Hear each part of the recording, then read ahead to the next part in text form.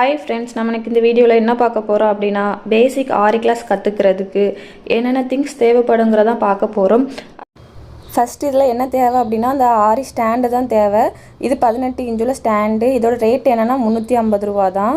ஆரி stand வாங்கும் போதுலேயே இந்த ஆரி frame சேர்த்து தான் கொடுப்பாங்க. இதில் எப்படி இந்த நாடா சுற்றணுங்கிறத நான் சொல்லி கொடுக்குறேன். அதுக்கப்புறம் என்ன தேவைப்படும் அப்படின்னா இந்த டேப்பு தான், இந்த மிஷின் டேப் ஒன்று வாங்கிக்கோங்க. அதுக்கப்புறம் மிஷின் கட்ரு ஒன்று தேவைப்படும். அப்புறமா இதில் முக்கியமாக என்ன தேவைப்படும்னா பாப்பிங் கிளாத்து.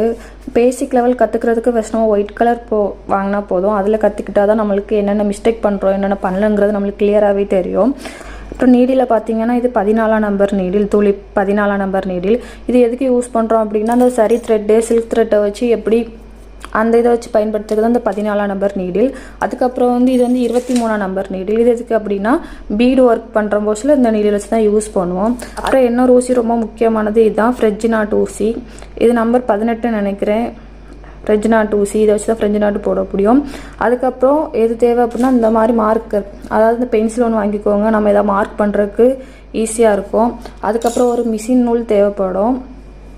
அதுக்கப்புறம் இது பால் செயின். நீங்கள் கடையில் போய் கேட்டிங்கனாவே கொடுப்பாங்க பால் செயின். அப்புறம் இதுதான் பைப்பிங் த்ரெட்டு. இது நம்ம லோடிங் ஸ்டிச்சு போடும் போஸ்டில் இதை யூஸ் பண்ணால் இன்னும் கொஞ்சம் நல்லா எடுப்பாக தெரியும். அப்புறம் இதான் சரி த்ரெட்டு.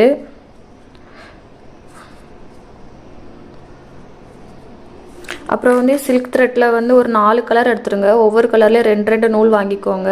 அது ஏன்னு நான் உங்களுக்கு பிறகு சொல்கிறேன். அதுக்கப்புறம் இதான் மேக்ஸி ஸ்டோனு. மேக்ஸி ஸ்டோனில் ஒவ்வொரு ஷேப் இருக்கும், அதை பொறுத்து வாங்கிக்கோங்க. என்கிட்ட இப்போதைக்கு இந்த 2 தான் இருக்குது, அதான் இந்த 2 மட்டும் உங்களுக்கு காமிக்கிறேன். இதான் மேக்ஸி ஸ்டோனு, இல்லைன்னா கிளிப் ஸ்டோனுன்னு சொல்லுவோம். அதுக்கப்புறம் இது காயின் ஸ்டோன்.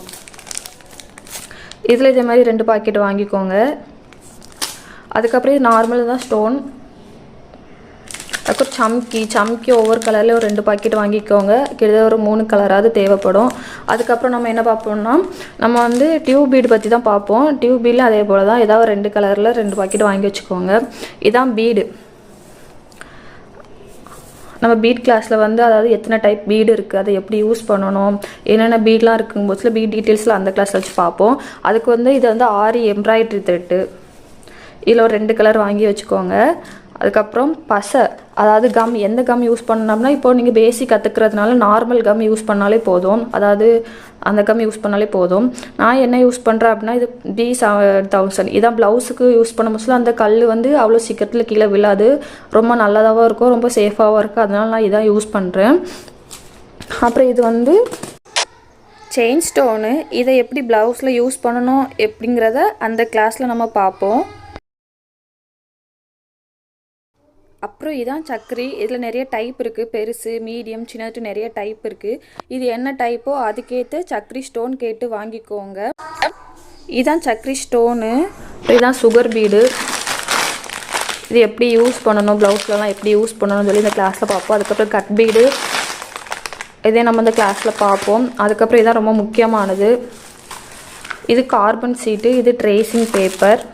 இது எப்படி ஒரு பிக்சரை எப்படி ப்ளவுஸில் இருக்குன்னு சரி, இல்லை நம்ம இப்போ கற்றுக்க பொருளாக அந்த கிளாத்தில் இருக்கிறது சரி, எப்படி இதை ட்ரேஸ் பண்ணுறது, எப்படி அதில் இமேஜில் நம்ம ஆரி போடுறதுங்கிறதுக்கு முக்கியமாக இதான் யூஸ் ஆகும். ஸோ இதை பற்றி தான் பார்க்க போகிறோம். ஓகே ஃப்ரெண்ட்ஸ், நம்ம இன்றைக்கி இந்த வீடியோவில் ஆரி பேசிக் லெவல் கற்றுக்கிறதுக்கு என்னென்ன திங்ஸ்லாம் தேவைப்படுங்கிறதான் பார்த்துக்குறோம். இனி நெக்ஸ்ட்டு கிளாஸில் ஆரி ஸ்டாண்டில் எப்படி கிளாத்து ஃபிக்ஸ் பண்ணுறதுங்கிறதும், அதாவது இந்த ஆரி ஸ்டாண்டு இன்னொரு ஆரி ஸ்டாண்ட் இருக்குது, 2 ஆரி ஸ்டாண்டில் எப்படி கிளாத்து ஃபிக்ஸ் பண்ணுங்கிறத நம்ம பார்க்க போகிறோம்.